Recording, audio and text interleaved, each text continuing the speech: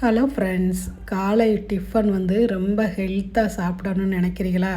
அப்போ இந்த குதிரைவாலி கிச்சடியை ஒரு தடவை ட்ரை பண்ணி பாருங்கள். செம்ம டேஸ்ட்டாக இருக்கும். வாங்க எப்படி செய்யலான்னு பார்க்கலாம். அதுக்கு 1 டம்ளர் குதிரைவாலி அரிசி எடுத்து 2-3 தண்ணி ஊற்றி அலசி ஒரு ஓரமாக எடுத்து வச்சுக்கிறேன்.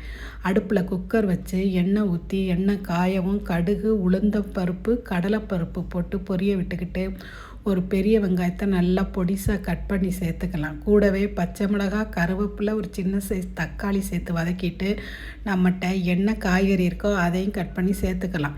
1 டம்ளர் அரிசிக்கு 2 டம்ளர் தண்ணி சேர்த்துக்கிட்டு கிச்சடிக்கு தேவையான அளவு உப்பு, மஞ்சத்தூள் சேர்த்து ஊற வச்சுருந்த குதிரைவாலி அரிசியும் இது கூட சேர்த்து கலந்து விட்டு குக்கரை மூடி ஒரு 2 விசில் வச்சு எடுத்துக்கலாம். ப்ரெஷர் அடங்கினதுக்கப்புறம் 1 ஸ்பூன் நெய் ஊற்றி கிச்சடியை நல்லா கிண்டி விடுங்க. பாருங்கள், சுத்தமாக அடி பிடிக்காமல் எவ்வளோ சூப்பராக இருந்திருக்குன்னு பாருங்கள்.